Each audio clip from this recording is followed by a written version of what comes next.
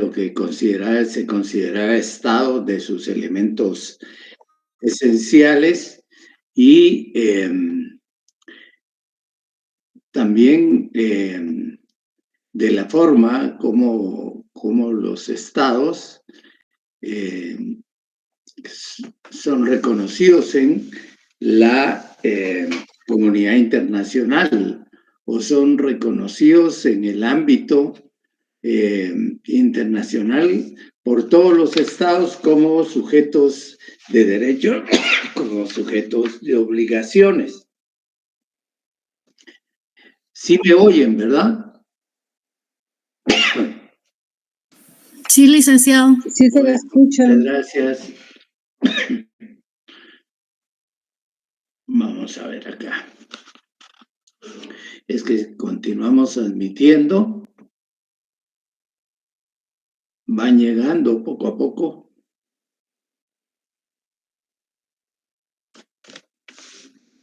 Por lo menos ya tenemos casi la mitad.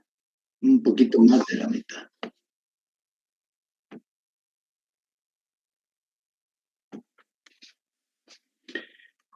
Entonces les comentaba que dentro del estudio y del enfoque que hicimos en la clase presencial anterior, hablamos de que existía desde el punto de vista teórico, una clasificación de estos entes soberanos abstractos que son los estados. Y en ese sentido, encontramos que la doctrina los divide en dos.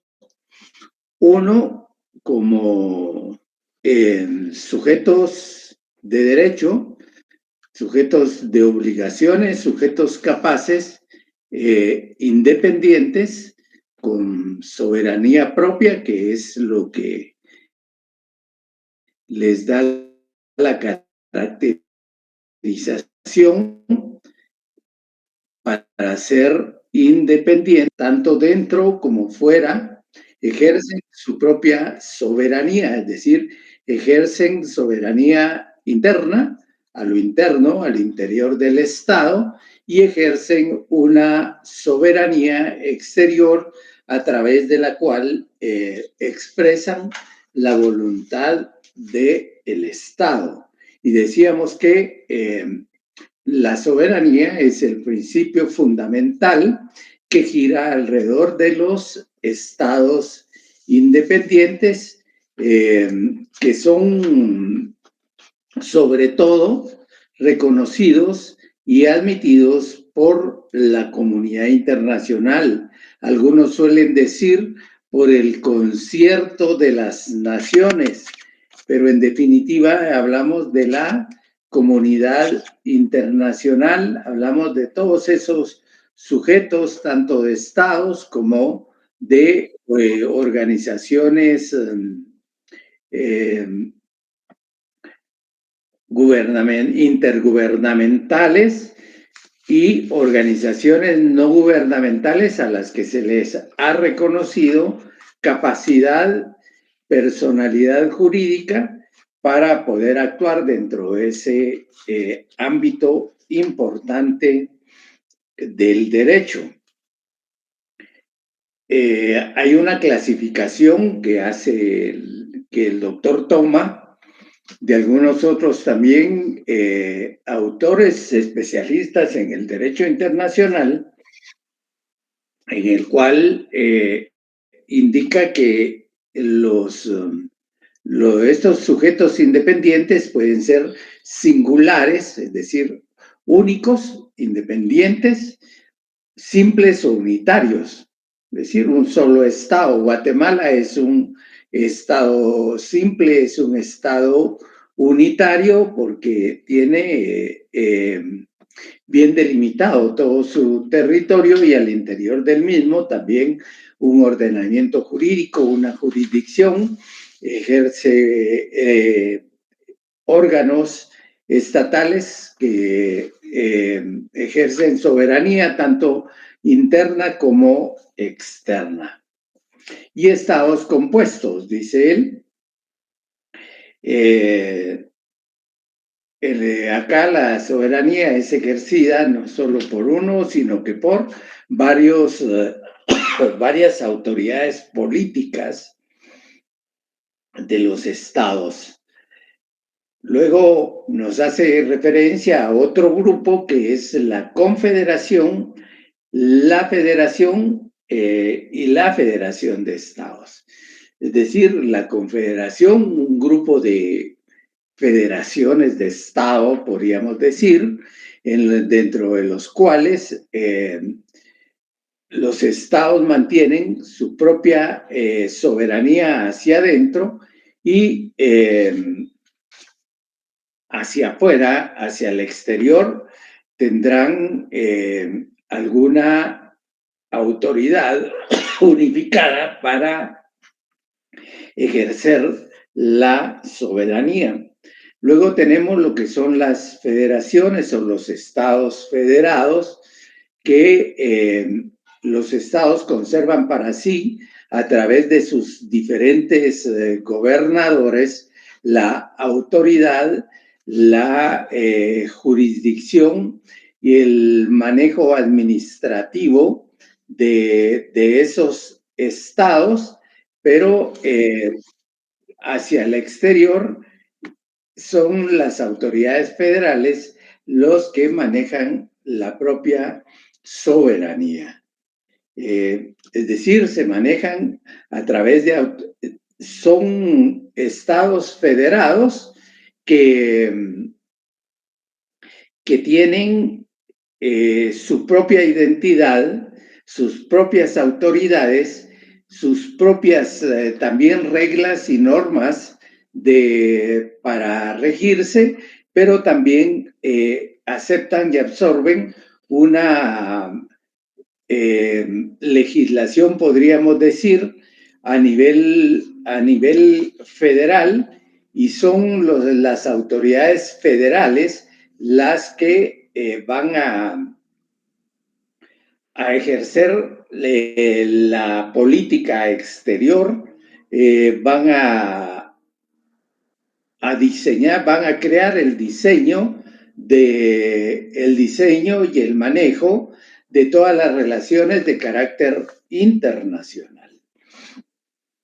Vemos que eligen gobernadores, pero también eligen un presidente de todos esos estados, y este presidente que tiene también sus cancilleres, son los que en el exterior van a manejar la política internacional. Caso de los Estados Unidos, que decía que quien define la política internacional es el presidente que ha repetido de los Estados Unidos, y es el que viene así gobernándose a través de órdenes ejecutivas para ir cumpliendo con sus propias promesas de campaña. Recordemos que él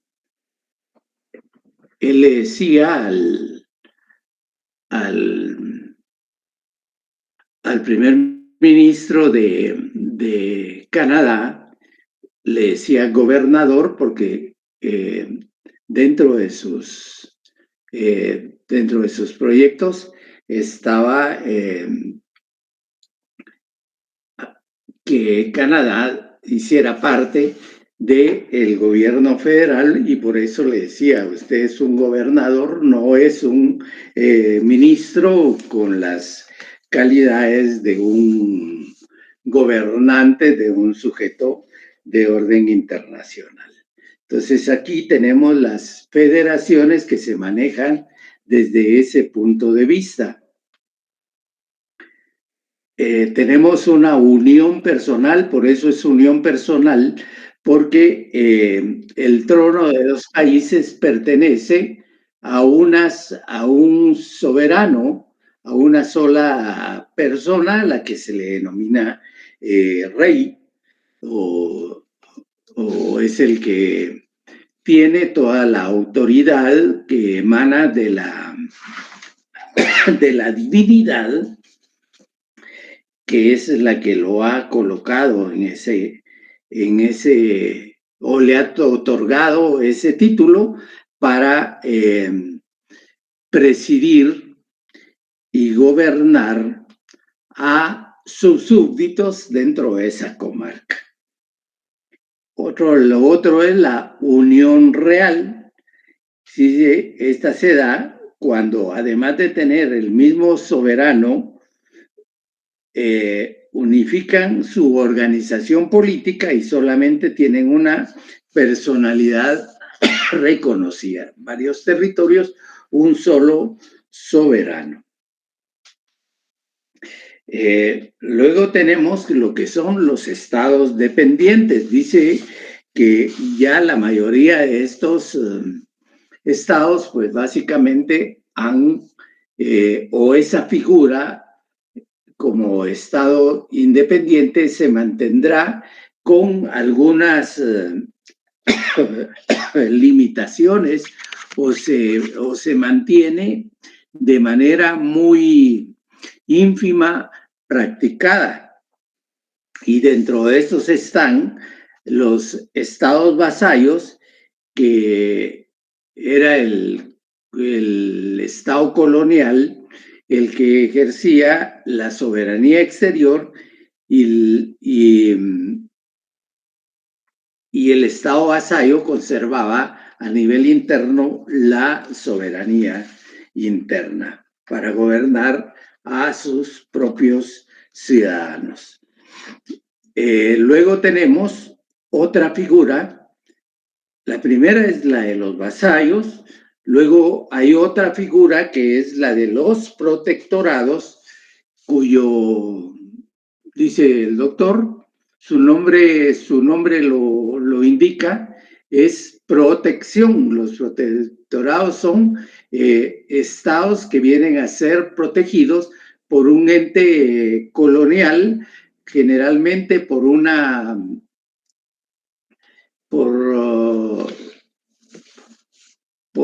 una entidad imperial que es la que les brinda la protección, la administración de ese estado, de ese territorio, la administración de todos los ciudadanos. Dice que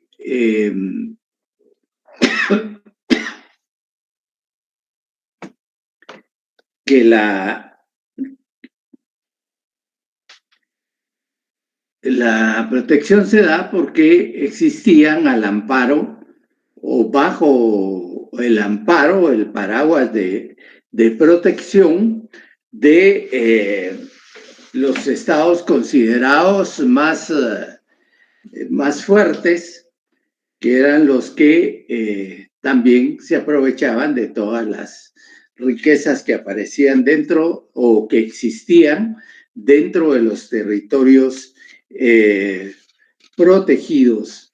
Mandaban un procónsul para esos lugares.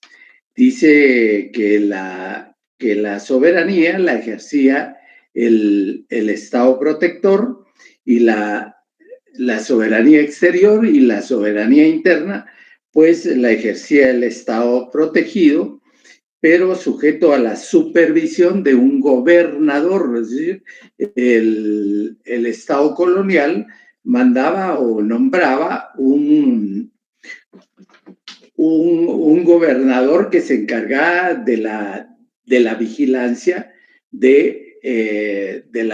de la forma de administración de los recursos de ese lugar.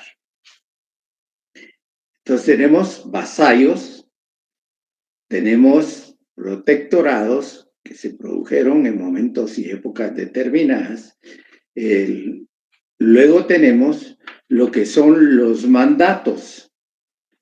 Los mandatos es una figura que también surge como resultado de la creación de la Sociedad de Naciones. Ella es la que le da vida a ese tipo de figura para el ejercicio de la soberanía en los estados vencidos como resultado de la guerra.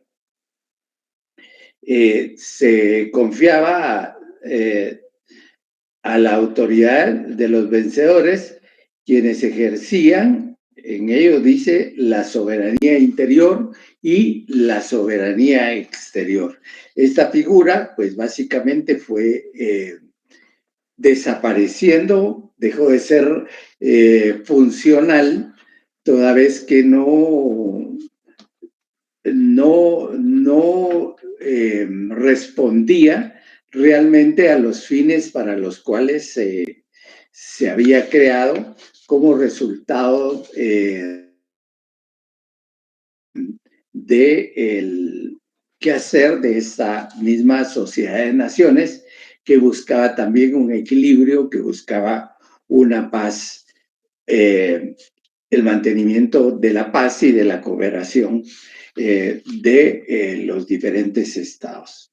Luego tenemos otra figura que es una figura importante, toda vez que ya cabe o se inserta dentro de la carta que da origen y creación a la Organización de las Naciones Unidas, tal y como la conocemos, y que es un órgano importante de los 5 de Naciones Unidas, como lo es el Consejo de Administración Fiduciaria. Este tiene carácter permanente, y los fideicomisarios fueron los países vencedores o potencia, y entre sus fines sentía salvar la paz, la seguridad internacionales y mantener el respeto de los derechos humanos, promover el adelanto político, social y educativo, y finalmente asegurar igual trato a todos los miembros en el campo jurídico, económico y comercial de los estados fideicometidos. Esos tampoco estados fideicometidos tampoco eran estados independientes, sino que estaban sometidos a las potencias a las que se les asignaba por parte del Consejo de Administración la custodia, la administración de los territorios.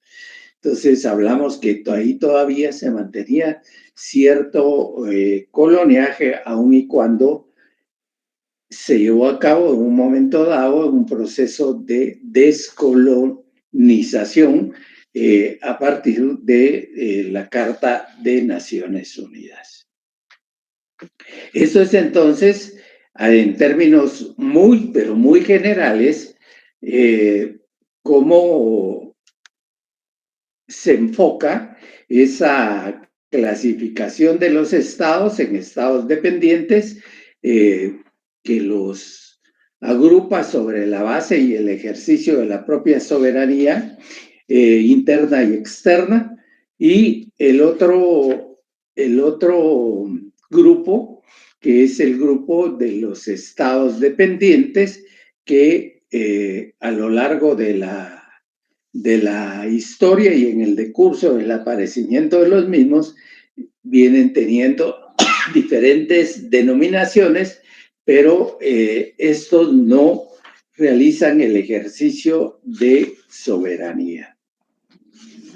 Vemos también cierta internacionalización que se da con determinados grupos o determinadas zonas o territorios dentro del del planeta terráqueo o dentro del planeta Tierra, dentro de nuestro mundo, vemos que hay zonas que son administradas y existe alguna presencia de las mismas en esos territorios, tal el caso de la Antártida, que es un territorio totalmente austral, podríamos decir, con condiciones meteorológicas bastante críticas y que se encuentra, como les decía, es austral, se encuentra muy al sur. En ese territorio, el doctor nos da algunos datos geográficos, dice que en sí es un territorio o es un continente casi compuesto de dos subcontinentes, la Antártida y la Antártida Este y la Antártida Oeste. Tiene una extensión territorial de aproximadamente 14.200 kilómetros cuadrados y 5.500 millas cuadradas, 5.500.000 millas cuadradas y se encuentra cubierta totalmente de hielo. Sin embargo, en su fondo se dice que existen una cantidad enorme de recursos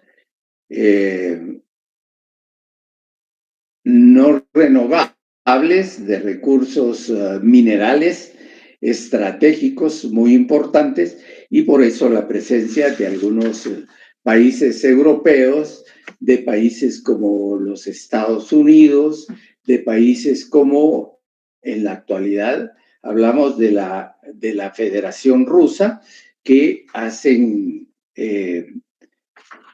presencia en ese territorio, y habla dice que ningún estado de ese lugar ha logrado establecer su soberanía, y aun cuando varios lo han reclamado en relación con algunas partes, los estados que han pretendido ejercer soberanía sobre esta parte serían a nivel europeo, Francia, Noruega, Australia, Nueva Zelanda, Chile, que son los que están ahí cercanos, Gran Bretaña, Argentina, que está inmediata, y estos reclamos se fundamentan en pretendidos derechos que se adquirieron como resultado de exploraciones.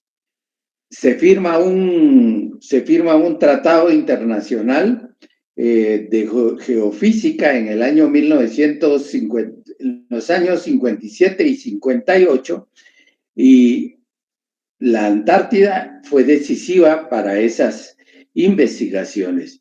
Es decir, que la Antártida tiene para el uso de ese territorio, existen algunas limitaciones jurídicas que son importantes, que suscribieron el convenio del que hablábamos anteriormente, y se establece en ese convenio que ese territorio de hielo se destinará exclusivamente para la investigación y con fines propiamente con fines humanitarios de beneficio para la humanidad, como también lo establece con los fines humanitarios para el uso del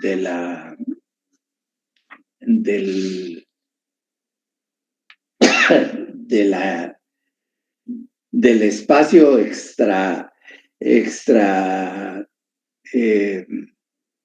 espacial, también ahí hay una serie de provisiones. Queda prohibido también, lo establece el convenio, establecer bases militares, fortificaciones militares y realizar maniobras militares, ensayos de armas convencionales, explosiones nucleares y eliminación de desechos radioactivos. Dice que toda controversia que se realice con relación a ese territorio inmenso, si no se resuelve de forma amigable entre los estados que tienen presencia en ese lugar, que en la actualidad son Argentina, Australia, Bélgica, Chile, Francia, también Japón, Nueva Zelanda, Noruega, África, Sudáfrica, Gran Bretaña, Estados Unidos, cuando no Gran Bretaña, Estados Unidos y la Unión Soviética, decía, pero en la actualidad ya no hay ninguna Unión Soviética, sino que lo que existe es una federación de estados, como es la Federación Rusa. Entonces, vemos la clasificación, vemos los estados independientes, los estados dependientes y otro tipo de territorios que son importantes, en los cuales algunos estados ejercen sobre los mismos, en algunos de manera simbólica, por el hecho de la figura que significa la importancia de autoridad de los reyes, tal el caso de la Mancomunidad Británica y sus dominios. Dice el doctor, mención aparte merece la Mancomunidad Británica o Commonwealth, que no se trata de una persona internacional, sino de una asociación de estados que formaron parte del Imperio Británico y que accedieron súbita o gradualmente a un mayor o menor grado de independencia y que poseen una herencia común. ¿Creen ustedes que las Malvinas, creen ustedes que Belice forme parte de esta mancomunidad británica de estados que tienen, que le rinden honores a los reyes británicos? Malvinas, Belice, están en la América, uno está en el Caribe y el otro está más al sur.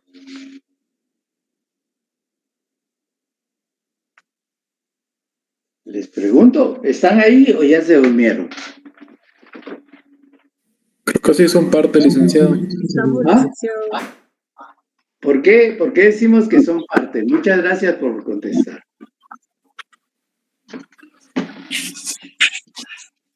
Licenciado, buenas tardes. Buenas tardes, don Carlos. Les soy honesto, yo desconozco el tema de las Malvinas, por ejemplo, cuál es su estatus actualmente, pero en el caso de Belice, considero yo que ya no es parte de Gran Bretaña o de Inglaterra, porque se han firmado varios tratados y ya se ha reconocido la independencia de Belice. Eso es lo que yo considero, pero no sé si estaré mal, licenciado.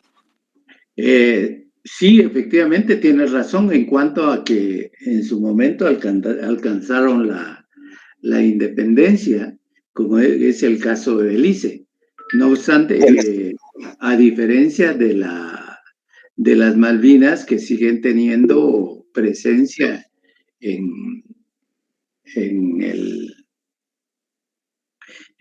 por parte del, ¿cómo se llama? El Reino Unido aún lo reclama, Brezhnev, Mateo. Buenas tardes, licenciado. Buenas tardes. Para mí las Malvinas realmente pertenecen a Argentina. Legalmente están bajo protectorado de Gran Bretaña, pero Gran Bretaña violó acuerdos internacionales, se pasó por alto las normas para poder apoderarse de estas islas. Y podemos observar a través de la historia cómo fue que violentaron los derechos tanto de la nación argentina como de los argentinos mismos para apoderarse de ella. Y realmente, bajo mi punto de vista, las Malvinas deberían de pertenecer a Argentina, porque se pasaron por alto normas y estándares internacionales, al igual que Belice, debería pertenecer a Guatemala, porque fue se pasaron por alto muchas cosas cuando se hicieron estos arreglos, pero como antes no aplicaba tanto el peso de la ley,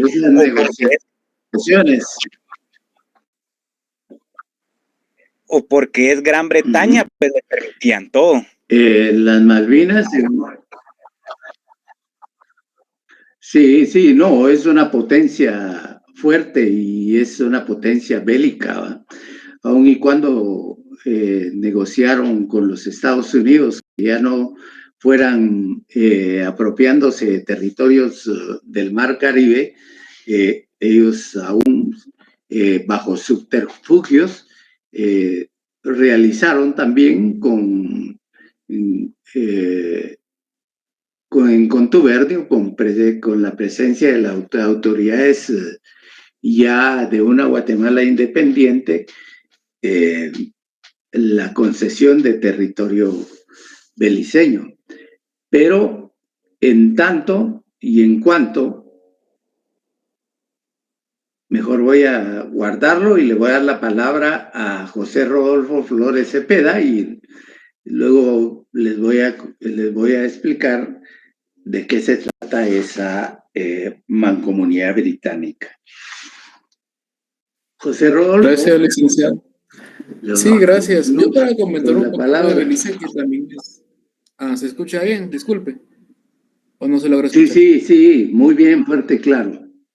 Gracias. No solo para comentar el caso de Belice, que es bien curioso, porque aquí en Centroamérica hay varios tratados en temas aduaneros, también como uniones para diversos temas, pero no se integra mucho Belice, ¿verdad? También tiene como esa distancia también de idioma, porque en Centroamérica predomina el español, allá se habla mucho inglés, y también como mencionaba ahorita, es parte de esta como comunidad de naciones de Reino Unido, que mayor parte son las excolonias, pero eso no se termina de integrar a lo que es Centroamérica como al contexto que tenemos aquí, sino que se integra a otras cosas que tienen que ver con este montón de excolonias, ¿no? Muchas gracias. Claro. Bueno, cuando hablamos de la mancomunidad británica, aun y cuando decimos que aun y cuando la mayoría de territorios han alcanzado su propia independencia y tienen sus propios gobernantes, hay un reconocimiento importante de esos gobiernos, de esas sociedades también, hacia el Reino Unido de Inglaterra, que aun y cuando ha dejado la libertad de esos países, básicamente tiene alguna ascendencia todavía sobre, hablemos de carácter cultural, hablemos de carácter, ya no de carácter político, pero sí hay una presencia en cuanto a el respeto hacia esas autoridades que es un reinado, que ya son los reyes de un reino. Entonces, por ejemplo, hablamos de la India. La India fue un territorio invadido un momento por el Reino Unido, por Inglaterra, y posteriormente a través de un movimiento pacífico bastante importante, se logra la liberación y la independencia de la India, que al final era un territorio bastante extenso, pero que como resultado también de conflictos de carácter religioso, se produce una separación, una división entre dos territorios, creando así otro estado, como es el estado de Pakistán y el estado de la India, teniendo todavía un territorio en disputa, como es la Cachemira. Es decir, todos aquellos que fueron territorios o colonias británicas pasan a formar parte de lo que se denomina la Mancomunidad Británica. Yo creo que con ustedes nos toca analizar en su momento el caso de Belice, y eso lo vamos a ver cuando estudiemos lo relacionado a los límites y a las fronteras y a las delimitaciones del Estado guatemalteco, que tiene delimitación con México, con Honduras, con El Salvador, y una que se encuentra pendiente en la Corte Internacional de Justicia, que fue a donde al final de todo se encuentra esa disputa territorial marítima e insular. Pero eso lo vamos a ver en su momento. Veamos entonces que los estados también dice que tienen una vida, igual que todo ser animado, ser viviente, dice, los estados tienen vida. Y el doctor dice que al igual que las personas individuales, los estados nacen, los estados crecen, yo les diría, se modifican, se expanden y eventualmente mueren, desaparecen. Dice, la diferencia está en que la denominación que se da a cada una de esas etapas equivale a decir que los estados tienen vida, son entes dinámicos, manifestando así su verdadera personalidad jurídica.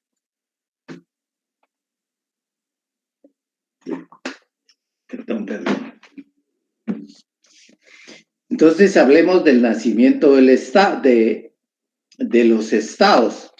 Dice el doctor acá que algunos estados existen desde tiempo inmemorial.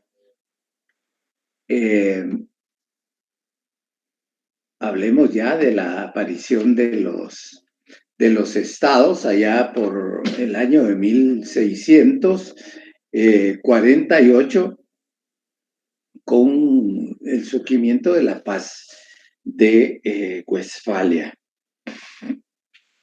Entonces esos son los estados que nacieron en ese entonces y aparecieron como resultado también de divisiones y de independencias y de uniones de ducados, principados,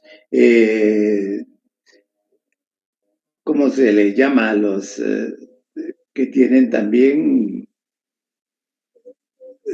territorios de los varones? Que eran títulos que se daban en ese entonces, pero que dieron como lugar a el aparecimiento de Estado.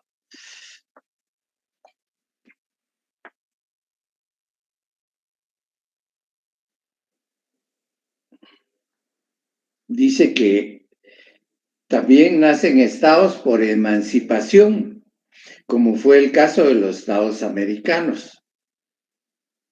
La emancipación puede fundamentarse también en un acuerdo de voluntades inscrito dentro de una vía de carácter constitucional. Por ejemplo, Centroamérica el territorio centroamericano, que era parte de la Federación Centroamericana, pero que en un momento determinado llega al proceso de desintegración, dando lugar al surgimiento de repúblicas de carácter independiente, de carácter soberano, que optaron por sus propios, por asumir sus propias autoridades y las formas de legislación que así consideraron, que así se consideraron. Dice, la emancipación puede fundamentarse también en un acuerdo de voluntades inscrito dentro de una vía constitucional, dice, por ejemplo, el caso de las antiguas colonias inglesas, dice, a veces sucede, es importante eso, a veces sucede que un país que geográficamente esté fraccionado, como fue el caso de Pakistán, se desarrolla en forma tal que cada fracción va adquiriendo personalidad propia, hasta llegar al momento en que inevitablemente debe separarse para formar dos estados, dando así nacimiento a un nuevo estado que será una de las fracciones. Digamos, en el caso de la India, del que hablábamos, que quedó la fracción prácticamente que se denominó de la hindú, y la otra parte que es la parte musulmana, que es geográficamente el estado de Pakistán, que por cierto es al igual que la India, son estados nucleares y de respeto propiamente, porque tienen en su poder armas de carácter nuclear que al momento de utilizarlas, pues terminan con la misma humanidad. Dice, ¿cómo se modifican los estados? Es otra figura. Primero es que cómo surgen. Los que surgieron como resultado de la paz de Westfalia, los que venían de las diferentes guerras que se produjeron. Bueno, Europa regularmente ha estado en guerra casi siempre.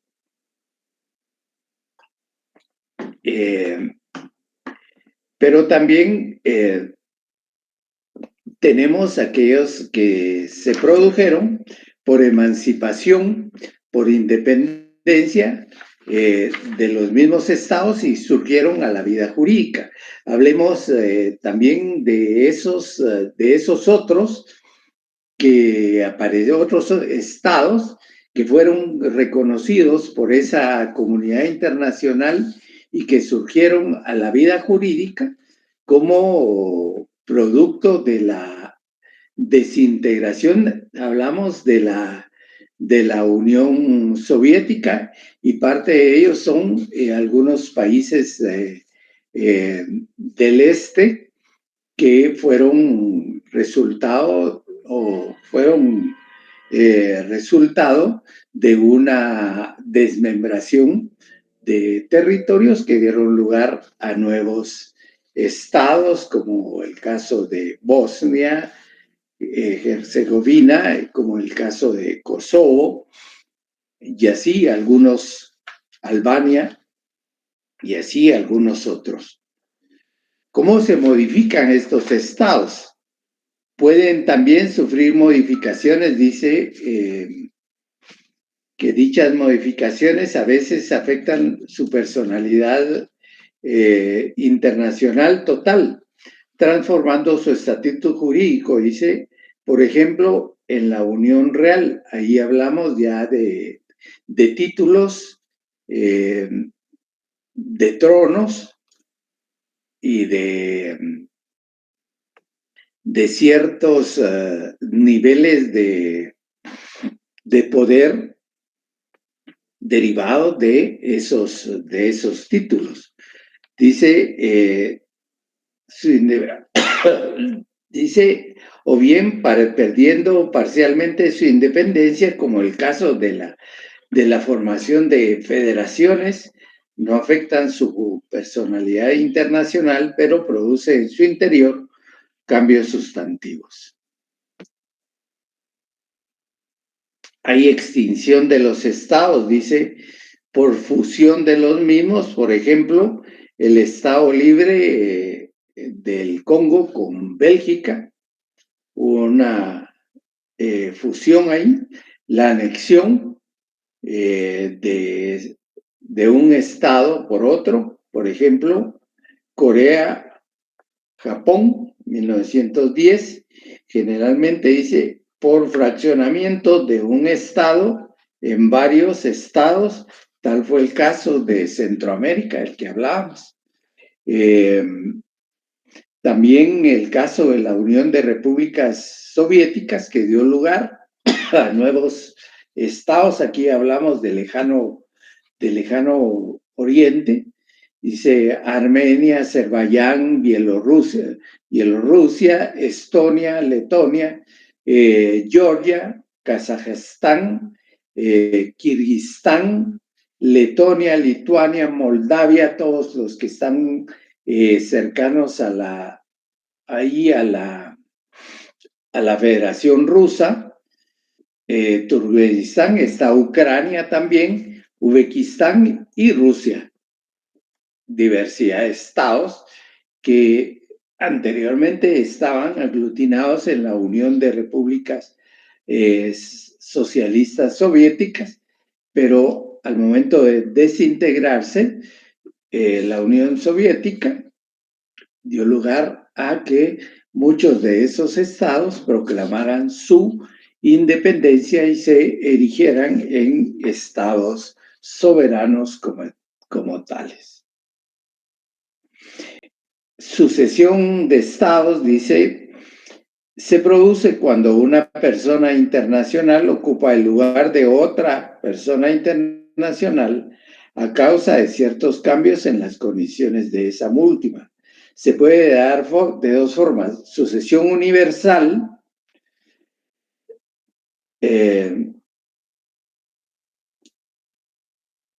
y sucesión parcial. En la sucesión universal desaparece el Estado y es absorbido por otra. Y en la sucesión parcial es una parte del territorio la que se absorbe y entonces el Estado quedará en su territorio restringido. Por ejemplo, dice un Estado que se separa de la Federación Estadounidense, como el tal caso de Texas, que está amenazante de que se separa, que crea un nuevo Estado, que sí que se levanta, pero ahí está latente esa idea de crear un Estado nuevo. Como también está tratando de hacer Canadá con parte de Quebec, que también es un territorio de Canadá. El caso, dice, de los nuevos estados al desintegrarse la antigua Unión de Repúblicas Socialistas, dice, por eso se independiza y porque una persona internacional adquiere parte del territorio de otro estado, como fue el caso de los Estados Unidos con Alaska, que se lo compraron a Rusia. Y ahora Rusia está tratando de revertir esa negociación que se realizó. Florida, que fue comprada a España, Luisiana, en el sur de los Estados Unidos, que fue comprada a Francia. Y porque un estado soberano pasa a formar parte de una federación o se somete a un protectorado. ¿Qué pasa ahí? Que surge una nueva nacionalidad. Dice el doctor acá, para referirnos a lo nuestro, dice, ¿qué hacer con los inconformes? Generalmente se fija un tiempo límite para que los inconformes opten una nueva nacionalidad o emigren al lugar de su elección, a condición de que el Estado escogido los acepte. En cualquier caso, pueden regresar al estado de su antigua nacionalidad sin que éste esté en libertad de rechazado. Fue el caso de Guatemala y México al zanjar la cuestión de Chiapas y Soconusco, también el caso de los nuevos estados surgidos de la desintegración. Guatemala en un momento determinado se anexa, al igual que Chiapas y Soconusco, se anexan a los Estados Unidos mexicanos y posteriormente se dan cuenta de que efectivamente fue un graso error y revierten la elección y se convierten en estados independientes. Situación que se dio con Chiapas y con Soconusco, donde se produjeron determinados referéndum para ver hacia dónde querían las poblaciones quedarse. Sin embargo, el general don Justo Rufino Barrios les dijo, momento, zanjemos acá, dejemos Chiapas y Soconusco como parte del Estado mexicano y nosotros nos vamos a tratar de concretar la Federación Centroamericana. Y se fue y en las primeras de cambio lo mataron. Se quedó Chiapas y Soconusco ya como parte de México, del sur de México.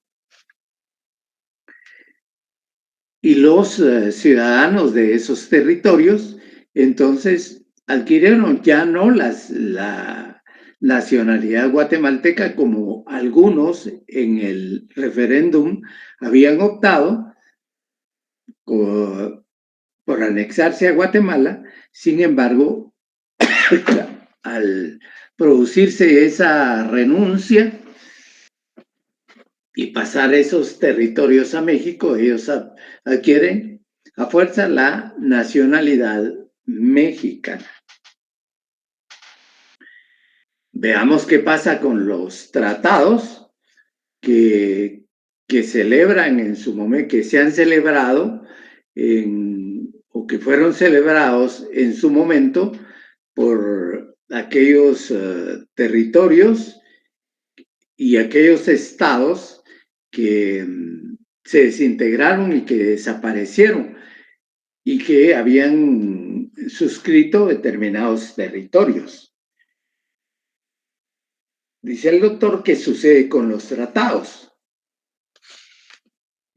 Dice, generalmente se distinguen varias clases de tratados. Uno, los políticos, que generalmente desaparecen, aunque aquellos referentes a la extradición están siendo sujetos de discusión. Lo mismo los referentes a los límites y a los derechos de paso, esos no concluyen. Siguen teniendo vigencia. Dice que los tratados de políticos, es decir, aquellos referentes a cooperación, explotación conjunta de algún recurso natural en el Estado, natural en el Estado sucedido, subsisten porque son en su propio interés. aquellos tratados que se realizan entre estados para comercializar algún recurso estratégico natural.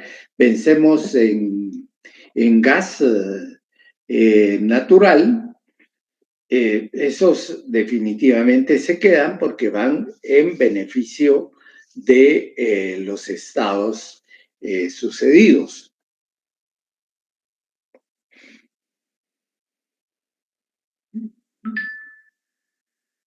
En el caso, dice, de los estados surgidos de la desintegración de la URSS, es interesante porque aquí había tratados sobre cuestiones militares, desarme, representación en el Consejo de Seguridad de la ONU, y en tal caso, para arreglarlos hay que tomar en cuenta criterios no estrictamente nacionales, sino también internacionales y la realidad del estado de cosas existentes. Por ejemplo, ¿qué pasó en el Consejo de Seguridad? Que en un momento determinado quien ocupaba una CIA importante como un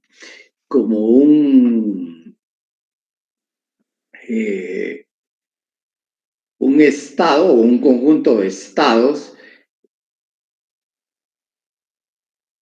vencedores de la Alemania nazi, está ocupando un poder, una CIA privilegiada en el Consejo de Seguridad, en donde tendrá un derecho de veto. Y en ese caso es de la Unión Soviética, pasa la Federación Rusa a asumir esa posición de poder dentro de ejercicio del derecho de veto dentro de ese Consejo de Seguridad como parte como un órgano de Naciones Unidas. A ver, don Carlos Pérez. Buenas tardes, licenciado. Sí, buenas tardes a todos. Con relación a esto que usted está disertando ahorita, tengo una pregunta, licenciado. Por ejemplo, en el caso de la ex Unión Soviética o Unión de Repúblicas Socialistas Soviéticas, tengo entendido que en un párrafo anterior hablaba de aproximadamente 14 estados que la conformaban. Ajá. Ellos, digamos, como Unión Soviética, tenían responsabilidades internacionales también, pero como en el momento que se desintegra, usted en este párrafo que nos está explicando ahorita indica que quien asume esas responsabilidades ante la comunidad internacional es la Federación Rusa, o sea, Rusia. Rusia, digamos, y la responsabilidad de los otros estados con la comunidad internacional, licenciado, digamos, ¿a qué se debe que solamente Rusia, digamos, se queda como con esa carga de responsabilidades de todo tipo, económicos, políticos, militares, y los demás estados digamos, no tienen ninguna responsabilidad ahí? Tomemos en consideración que quien efectivamente es un vencedor de la Segunda Guerra Mundial es Rusia, toda vez que los rusos fueron agredidos, invadidos por parte del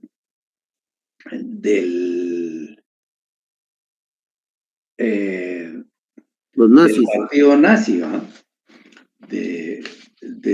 Por parte de Hitler, de Alemania, y entonces estuvieron prácticamente, sí, al borde del vencimiento. Sin embargo, el invierno crudo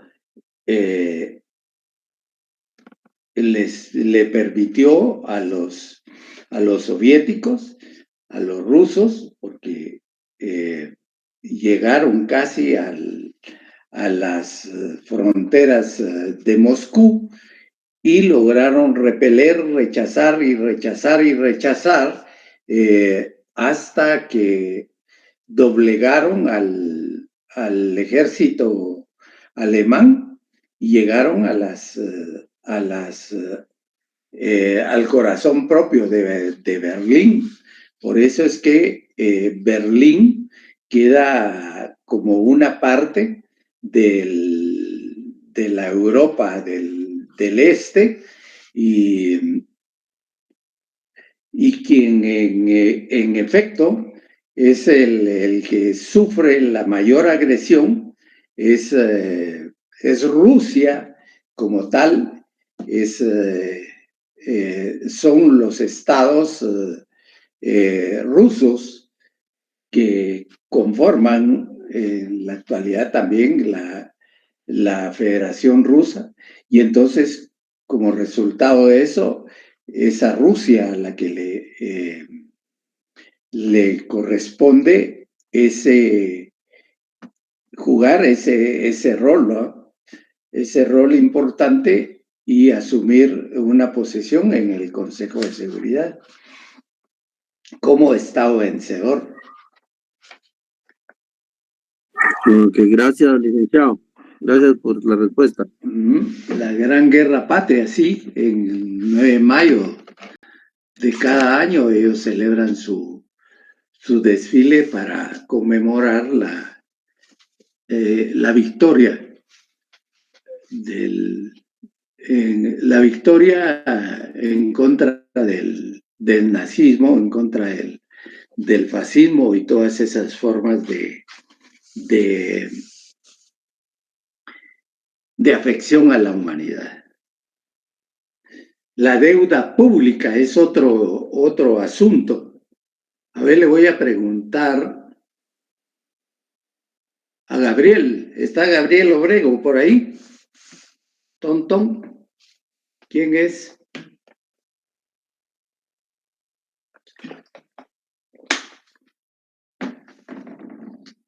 Gabriel Obrego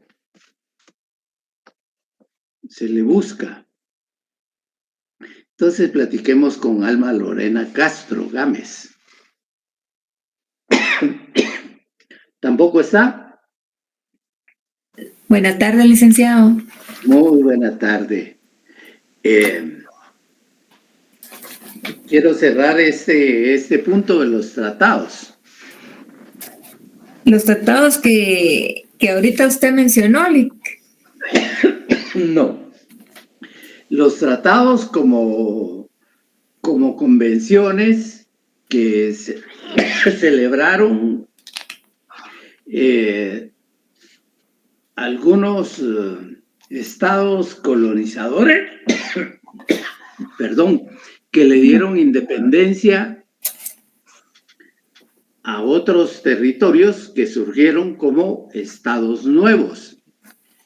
Pero pensemos qué pasa con esos tratados que celebraron estos estados colonizadores o protectores, si así se quiere ver,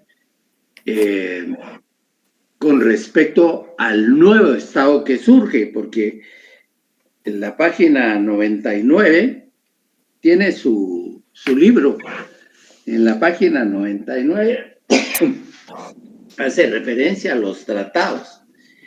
Y el doctor se formula una pregunta y dice, ¿qué sucede con los tratados que han sido celebrados por potencias que tenían en fideicomiso, pensemos, que tenían bajo mandato, que tenían bajo protectorado a determinados territorios que en un momento dado surgen a la vida? ¿Qué pasa con esos tratados? Estoy tratando de entender.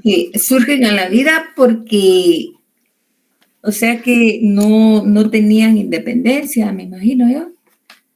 sí, los estados no tenían independencia, pero ya como tales resulta de que se ven amarrados con la existencia de un estado eh, Porque que como surgen los nacimientos, también nacen, como dice usted, nacen, pueden reproducirse y también mueren los a estados.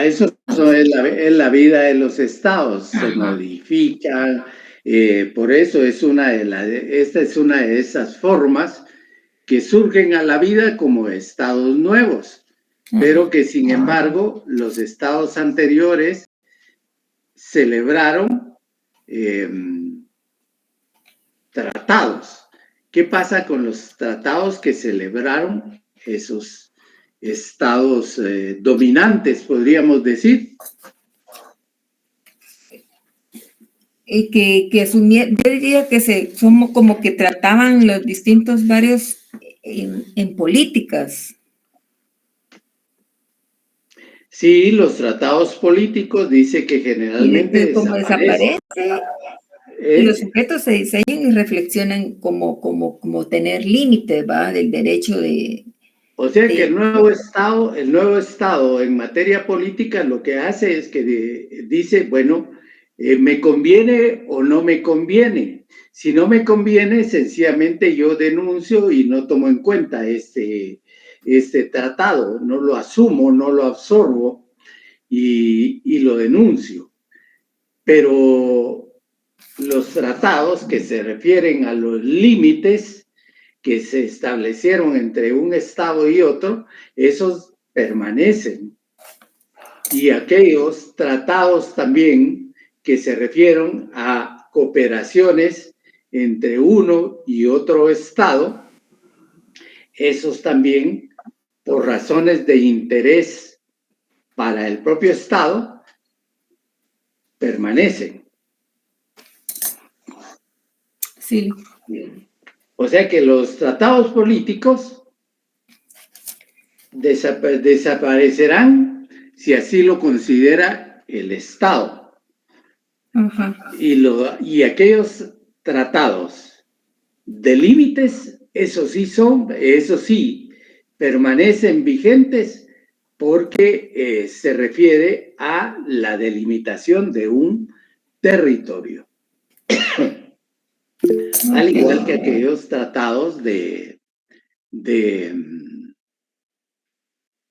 de cooperación. Gracias, Alma. Gracias, licenciado. Disculpe. Brezhnev Alessandro Mazariegos, Mateo Mazariegos. Buenas tardes, licenciado. A ver,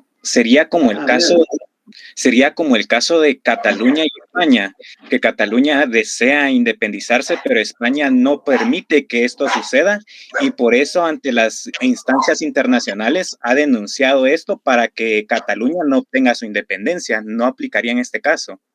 no, porque ahí lo que se está produciendo es una secesión, ¿verdad? Es una separación de un Estado que cultural, político, deportivo y todo, se considera distinto. Y entonces eh, los otros no le permiten su separación, toda vez que lo tienen también vinculado a un presupuesto del cual el Estado, el reino, les sufraga y a la hora de que se produzca una separación, pues tendrán una debacle y una situación propiamente difícil. Ahí todavía no se ha producido una separación de un estado, como el caso de Texas, que tampoco se ha producido, solo está latente esa idea de quererse separar y formar un estado nuevo. Pero aquí, con relación a los tratados, hablamos de aquellos estados que que estuvieron bajo la dominación o el coloniaje o la protección, el protectorado de otros estados coloniales que les dieron su independencia y que, sin embargo, estando en posición de dominante, ellos como tales, teniendo al Estado bajo su supervisión, bajo su protección, suscribieron, negociaron tratados de cualquier tipo, de cualquier naturaleza, económicos, políticos, deportivos, etcétera, etcétera. Y entonces, de límites que pudiera haber tratados de delimitación territorial. ¿Qué pasa entonces cuando le dan la independencia a este nuevo Estado?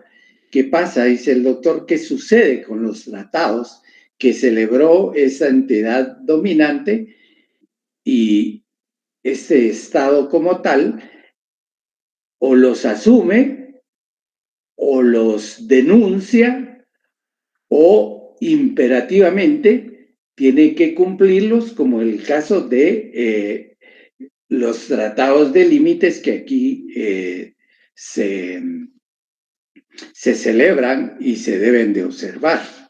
O sea que unos serán, en materia de tratados de carácter político, el Estado que surge, el Estado que nace, el Estado que se independiza y que asume su soberanía, verá si conviene a los intereses políticos de ese Estado mantenerse bajo el esquema y la normativa de este convenio o de este tratado.